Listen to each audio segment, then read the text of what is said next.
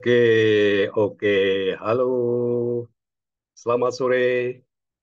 Ketemu lagi kita ya. Hehe. Semoga kita semua senantiasa selalu sehat dan sukses mau urusan. Amin. Oke, baik ya. Oke. Nah, video ini ya memuat seri kuliah 4 hukum ketenagakerjaan ya.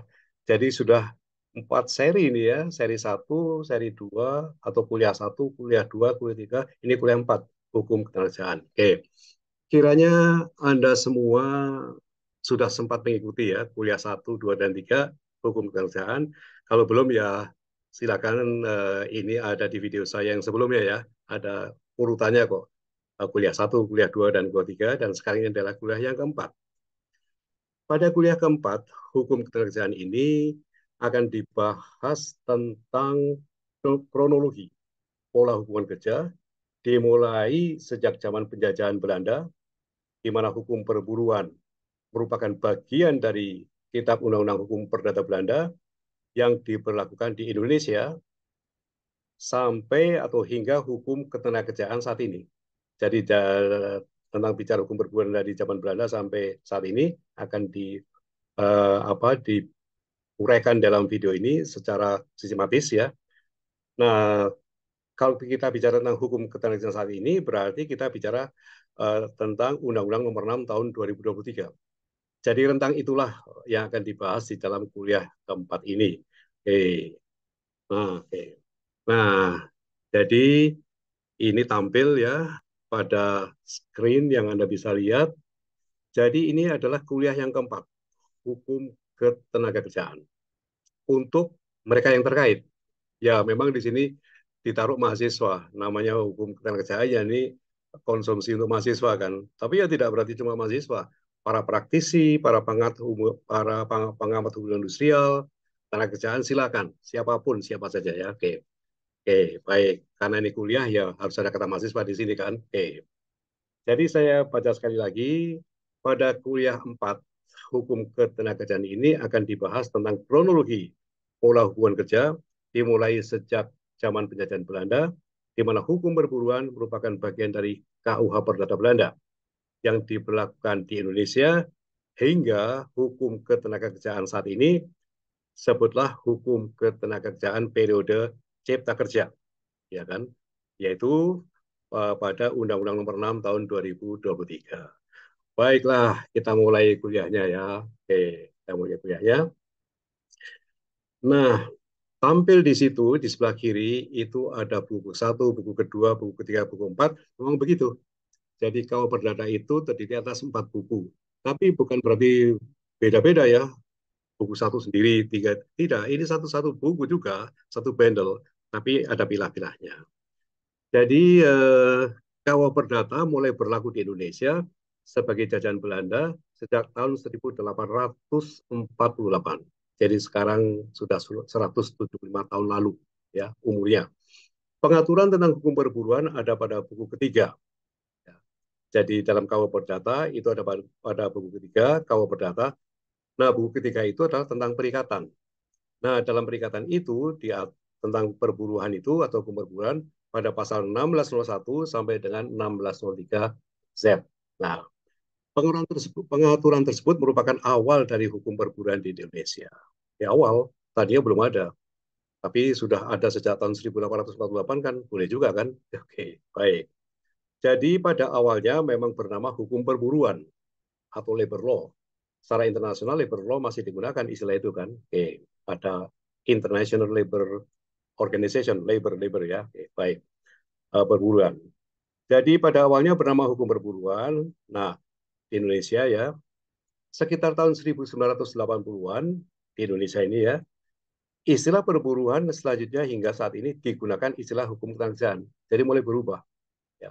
Karena perburuan kan kesannya kuno, ya, penjajahan dan sebagainya ya. Oke. Jadi kalau pada waktu apa setelah proklamasi kemerdekaan tahun 1945 sih masih menggunakan istilah hukum perburuan ya. Oke, baik. Itu maksudnya. Ya. Nah, tentang KUH Perdata yang memuat hukum perburuan itu tadi disebutkan yaitu pada pasal 1601 sampai dengan 1603Z, yaitu di sebelah kiri. Anda bisa melihat sistematikanya ya. Ada ketentuan umum, ada perjanjian perburuhan, ada tentang kewajiban majikan. Nah ini ya, ini betul-betul penjajah ini. Jadi dulu itu pengusaha disebut majikan. Buruh, dulu buruh, sekarang pun masih ada istilah buruh kan, masih dipakai ya. Oke. Tentang kewajiban majikan, tentang kewajiban buruh, tentang beragam cara berakhirnya hubungan kerja, maksudnya PHK ya, yang diterbitkan dari perjanjian. Oke. Dan ketentuan penutup. Itulah sistematika pasal 1601 sampai 1603Z.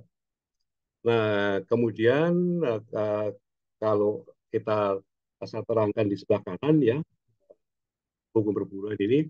Jadi pada KUH Perdata itu sudah diatur tiga hal yang sering diperbincangkan saat ini.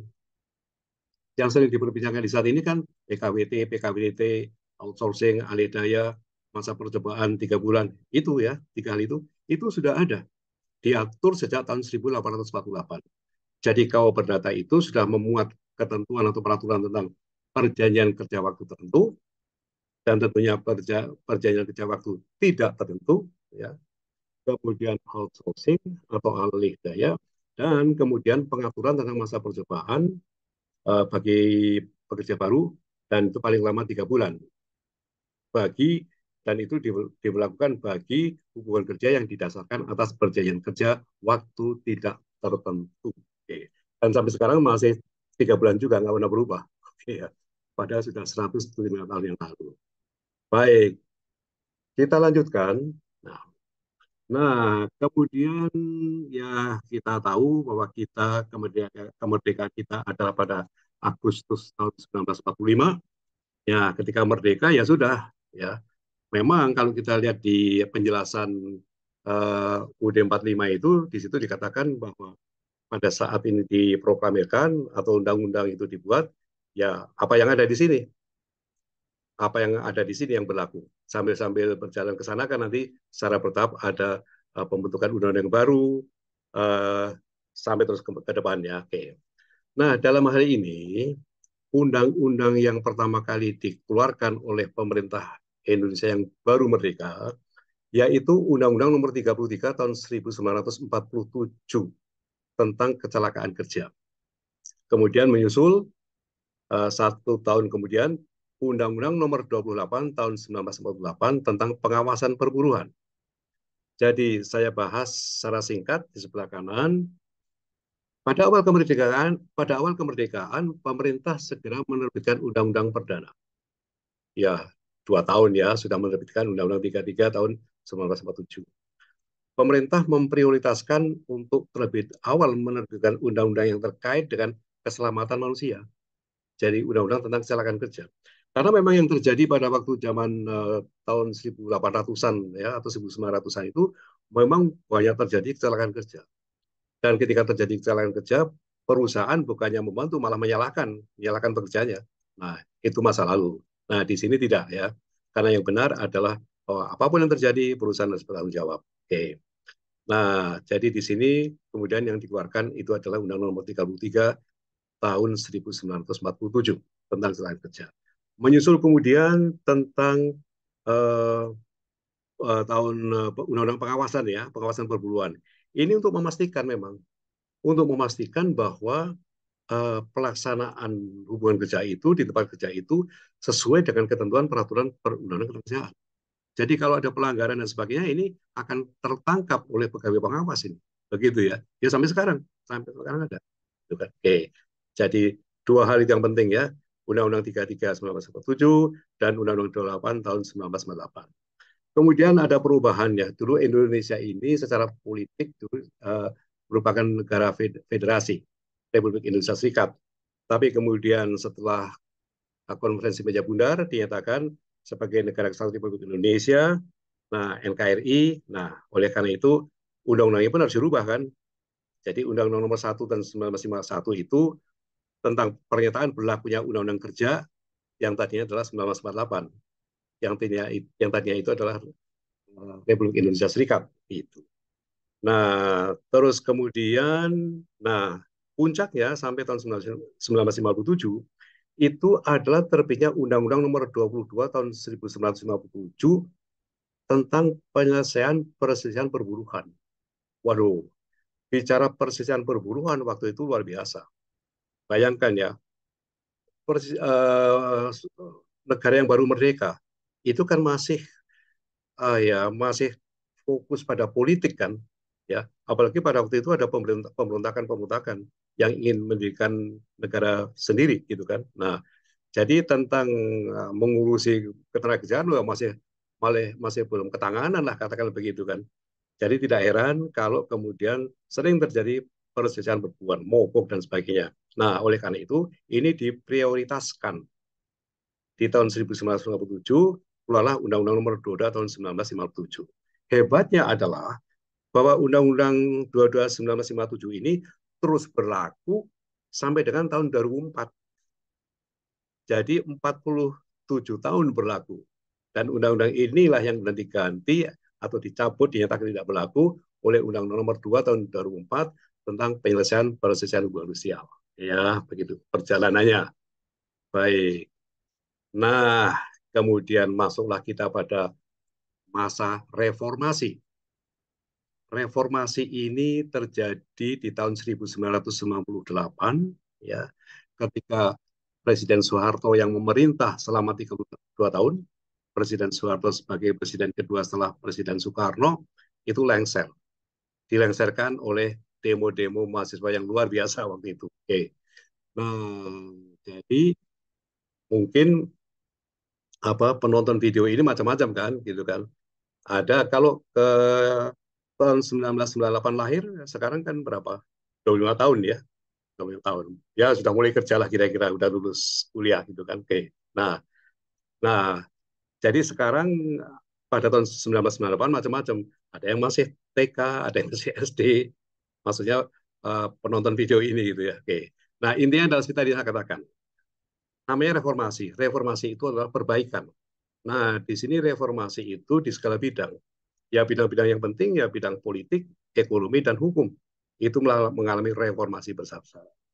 Nah, khususnya tentang reformasi hukum ketenagakerjaan, ya tentunya ini ada juga kemudian ada kaitannya dengan konvensi ILO ya, nomor 87 tahun 1948 gitu kan, di mana atas dasar konvensi ILO itu kemudian terjadi kebebasan berserikat.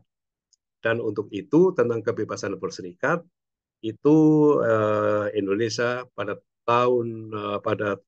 eh, tahun 2000 melalui Undang-Undang Nomor 21 tahun 2000 dikeluarkanlah Undang-Undang Serikat Pekerja Serikat Buruh. Inilah undang-undang yang pertama lahir pada masa era reformasi. Jadi 2 tahun setelah tahun 1998.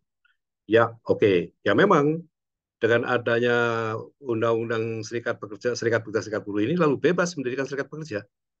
Ya memang ada syaratnya ya minimal 15 minimal 10 orang ya untuk mendirikan serikat pekerja. Ya, 10 orang. Sudah cukup 10 orang. Oke, baik. Nah, itu tentang serikat pekerja, kebebasan berserikat. Nah, kemudian, nah ini juga puncak ini. Terbitlah Undang-Undang Nomor 13 tahun 2003. 3 tahun kemudian, undang-undang ini bisa dikatakan adalah undang-undang pertama yang merangkum semua peraturan perundangan ketenagakerjaan dikumpulkan di sini. Cukup banyak beberapa ketentuan yang tadinya dalam peraturan menteri, keputusan menteri, itu dimasukkan di dalam undang-undang ini. Yang paling menonjol adalah sebut saja tentang cara penghitungan pesangon. Uang pesangon kalau BHK ya. Itu dulu diatur di dalam Kepmenaker ya, dalam Kepmenaker, Keputusan Menteri Tenaga Kerja nomor 150 tahun 2000 dulu ya. Nah, itu kemudian semuanya dimasukkan ke dalam Undang-Undang 13 tahun 2003. Jadi bisa dikatakan Undang-Undang 13 tahun 2003 adalah Undang-Undang Ketenagakerjaan yang lengkap. Ya, ada saja yang kurang ya, tapi bisa dikatakan lengkap. Jujur saja begitu. Baik. Nah, dalam perjalanannya kemudian diperlukan tentang bagaimana penyelesaian perselisihan perburuan. Itulah kemudian diundangkanlah Undang-Undang Nomor 2 tahun 2004 tentang penyelesaian perselisihan hubungan sosial. Nah, dari Undang-Undang Nomor 2 tahun 2004 inilah lahirlah apa yang disebut dan sekarang dikenal dengan Pengadilan Hubungan Industrial. Pengadilan hukum sosial adalah merupakan pengadilan khusus ya dalam ranah peradilan umum.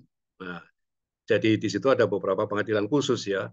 Ada pengadilan sosial, pengadilan tindak pidana korupsi, pengadilan anak, ya, kemudian pengadilan HAM, kemudian pengadilan niaga, dan itu ya antara lain itu adalah pengadilan yang khusus sebagaimana pengadilan hukum sosial ya seperti itu. Jadi ada di Undang-Undang Nomor 2 tahun 2004. Nah, kemudian juga menyusul tahunnya sama nih 2004 ya, tapi nomornya beda, yaitu Undang-Undang Nomor 40 tahun 2004 tentang SJSN, Sistem Jaminan Sosial Nasional ya. Nah, dari sinilah yang kemudian lahir Undang-Undang BPJS, Undang-Undang Nomor 24 tahun 2011. Itu. Oke.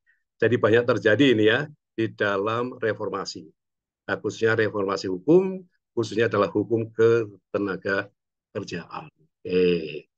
Nah, nah selanjutnya, nah, oke, Anda melihat di screen di situ ada Undang-Undang 11 tahun 2020 tentang Cipta Kerja. Ya, memang ya. Eh, Undang-Undang 13 tahun 2003 ini sudah sering akan direvisi, tapi tidak mempan. Dan ketika yang mempan adalah ketika pemerintah Presiden Jokowi itu ya mengeluarkan Undang-Undang Cipta Kerja. Cipta Kerja ya. Undang-Undang Cipta Kerja itu dibuat dengan cara omnibus. Cara omnibus itu tidak dikenal waktu itu ya dalam sistem peraturan perundangan, maka itu dikritik dan akhirnya kemudian anggota masyarakat mengajukan uji formil ke Mahkamah Konstitusi dan putusan Mahkamah Konstitusi memang itu terjadi kesalahan. Jadi tidak sesuai dengan ketentuan dalam peraturan perundangan berdasarkan Undang-Undang Dasar 1945. Nah, oleh karena itu Mahkamah Konstitusi dalam putusannya nomor 91 tahun 2020 menyatakan bahwa ini harus diperbaiki, diberi batas ini, diberi batas 2 tahun ya. Jadi harus membuat bukan dengan cara omnibus, kira-kira begitu. Dalam proses dan sebagainya, nanti ya, nanti kemudian apa yang keluar, apa yang disebut dengan Perpu nomor 2 tahun 2022. Tapi saya mau kembali dulu di sini ya.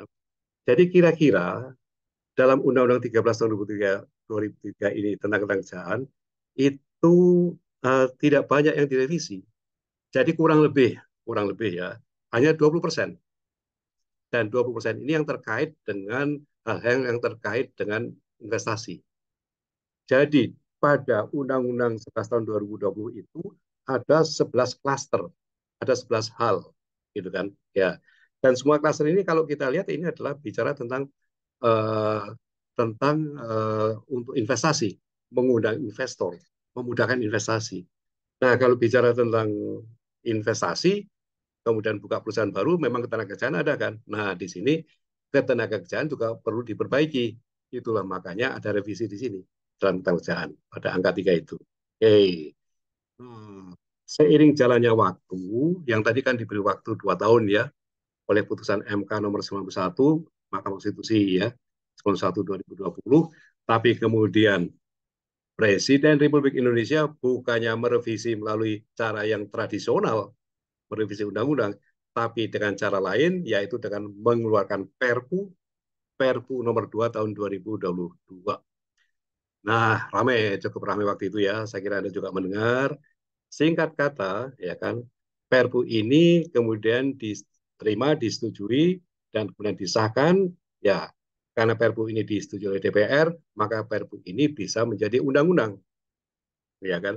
Nah, untuk menjadi undang-undang memang harus diberi nama baru. Nah, nama baru itu adalah Undang-Undang Nomor 6 Tahun 2023. Ya, untuk memudahkan, saya sering menyebut Undang-Undang Nomor 6 Tahun 2023 tentang Cipta Kerja. Memang isinya Cipta Kerja juga, ya. Dan hampir semua diambil dari Undang-Undang Cipta Kerja, Undang-Undang Nomor 11 Tahun 2020. Nah, ini klasternya beda di sini ya. Di sini ada 10 dan di sini juga beda-beda ya. Sambil diperbaiki di sinilah kira-kira begitu. Ya tetap ada ketenagakerjaan. Karena undang-undang ini memang untuk menciptakan pekerjaan. Jadi undang-undang itu mengundang para investor, investor untuk berbisnis di sini menciptakan pekerjaan pada intinya. Nah, tentu tidak bisa lepas dari uh, pengaturan dalam hal ketenagakerjaan. Maka ada di sini juga, gitu ya. Itu seperti itu. Kemudian selanjutnya, jadi kalau kita lihat sistematika secara keseluruhan, pada screen ini adalah bermula dari Undang-Undang Nomor 13 Tahun 2003, 1323. Nah, sebagian ya kira-kira katakanlah 20% ya, 20% itu direvisi oleh Undang-Undang Cipta Kerja, ya kan, Cipta Kerja. Tapi dalam perjalanannya Undang-Undang Cipta Kerja ini kemudian eh, dimatikan ya karena terbit Perpu, yang Perpu itu kemudian disetujui oleh DPR dan Perpu itu menjadi undang-undang, Undang-Undang Nomor 6 Tahun 2023. Jadi Undang-Undang 11 Tahun 2020 sudah tidak ada lagi, yang ada adalah Undang-Undang Nomor 6 Tahun 2023. Nah, di sebelah kanan itu ya, kalau mau lengkap ya mengucapkannya Undang-Undang Nomor 6 Tahun 2023 tentang penetapan peraturan pemerintah pengganti Undang-Undang Nomor 2 Tahun 2020 tentang Cipta Kerja. Panjang-panjang sekali ya. Saya suka nyebut sih udahlah. Undang-Undang Nomor 6 Tahun 2023 tentang Cipta Kerja. Ya memang isinya memang Cipta Kerja kan. Oke, baik. Untuk memudahkan saja. Tapi kita juga harus tahu bagaimana yang benarnya secara hukum. Nah, di sini memang ada beberapa revisi ya. Ada 6 hal yang direvisi dari Undang-Undang Cipta Kerja di Perpu 2022. Jadi 6 revisi itu ya, itu ada 2 yang berdampak besar tentang outsourcing dan pengupahan. Nah, outsourcing ini, awas ini, outsourcing ini, ya pengupahan juga penting ya. Tapi kalau pengupahan nanti yang menguruskan Dewan Pengupahan dan sebagainya ya. Tapi kalau outsourcing kan langsung perusahaan yang menghadapi, kata lebih gitu lah. Nah, sekarang outsourcing ini masih menunggu peraturan pemerintah ya, tapi akan sudah dijanjikan bahwa akan ada perubahan tentang outsourcing. Baik, nah ini adalah sistematikanya menjadi seperti ini. Undang-Undang 1313, Undang-Undang 11 tahun 2020, dan kemudian Undang-Undang Nomor 6 tahun 2023. Baik, jadi kalau dimudahkan ya sekarang yang kita lihat adalah ini yang ada di screen ini ya. Jadi Undang-Undang Nomor 6 tahun 2023 tentang penetapan peraturan pemerintah pengganti Undang-Undang Nomor 2 tahun 2022 tentang Cipta Kerja menjadi undang-undang. Nah, jadi Undang-Undang Nomor 13 tahun 2023 masih eksis, masih masih 80% lah kira-kira ya, gitu kan. Oke, tetap Undang-Undang Nomor 11 tahun 2020 sudah mati, tidak ada, dan yang ada sekarang adalah Undang-Undang Nomor 6 tahun 2023 sebagaimana Anda ketahui. Nah, itulah kuliah hari ini, kuliah yang keempat. Anda sudah bisa melihat dari awal zaman Belanda sampai zamannya sekarang ini. Ya, sekarang ini bulan bulan September 2023 ya. Jadi ya saya kira sudah mulai terbiasa ya. Sekarang di pelatihan-pelatihan dan di diskusi-diskusi juga sudah biasa menyebutkan Undang-Undang Nomor 6 tahun 2023 tentang Cipta Kerja. Oke, baiklah, oke. Sampailah kita pada akhir video ini. Sampai di sini, semoga bermanfaat. Silakan share ya. Saya selalu menganjurkan bagilah sama teman-temannya deh. Anda forward ini ke teman-teman supaya teman-teman juga bisa melihat lah katakanlah begitu ya. Ya berbagi pengetahuan berbagi sajalah. Baik. Baik, semoga bermanfaat ya seperti biasa. Semoga tetap sehat, tetap kuat, tetap sukses urusan.